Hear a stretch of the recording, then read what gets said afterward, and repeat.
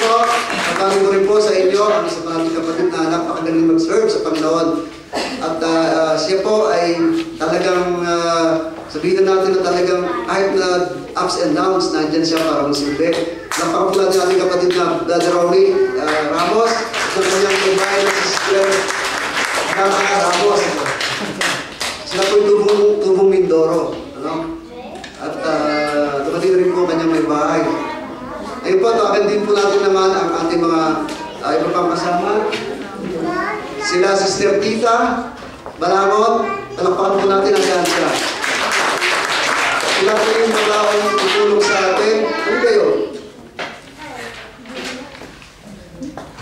Sila po yung anytime ay tutulong sa atin sa bawat pangailangan ninyo. Si Sister Divine, nasa Sister Divine.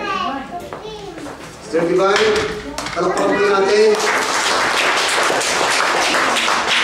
Sila po, sila Sister Vicky Miranda, nasaan? Si Brother Marlon at Sister Baby. Sila Sister Mary at Pabi. Sister Yoli. Sister Vicky. Dalawang Vicky po siya. Ayun siya, nasa prayer warrior po natin. Sister Abby. Saka si Brother Nanding. Sister po sila sa ministry. Ganyan din po si ating kapatid na galing pang kung sila nasa-serve. Pero ngayong araw din nandito si Sister Tess at saka si Brother Alex. Sila po yung Sister Loida. Sister Loida. Okay, Sister Loida.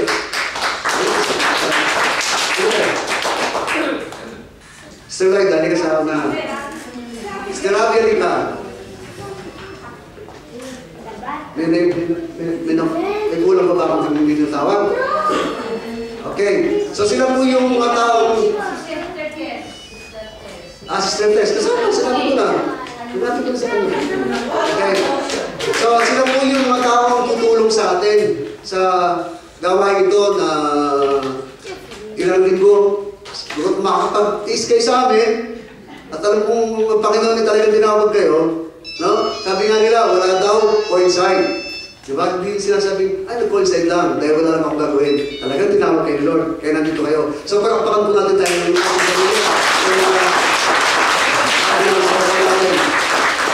maraming salamat sa Panginoon. Okay, so, habang naghintay po tayo sa ating speaker, papaliwanag ko lang po sa inyo ng konti about, kasi tatanungin niyo, bakit pa ako na, ano ba ito, peso ba ko, di ba? Ano ba yung CFFM, di ba? Sabihin natin, maano mo, talaga lang akong ni Paring Rolly o ni Brother Rodel, di ba? Marami naman agad tayo. Ang CFC po ay isang grupo, no? Na kumakalat sa buong mundo, no? At ang ating vision po ay ang grupo ito, we are evangelistic and missionary community committed to become families, empowered by the Holy Spirit to renew the face of the earth, para baguhin ang mukha ng mundo, diba? Nadami na ba naman ngayong kaguluhan sa mundo ng ibabaw, no? Kaya siguro ang Panginoon nagbuo ng ganitong Campus for Christ, ano? At ang kanyang pundasyon ay yung pamilya, diba? Kaya nga, FFL, Family Foundation for Family and Life, no? Pundasyon para sa pamilya at sa buhay, diba? Dahil dito gusto ng Panginoon, yung tayo mabuo bilang pamilya, no? Kasi ang sabi nga nila, ang pamilya, ang family is the basic unit of the society. So doon magsisimula yun. Diba? Kung hindi buo ang pamilya, kung wasak, hindi, kumbaga ang community, yung unit of society may sakit. Diba? Parang hindi makatayo. So kailangan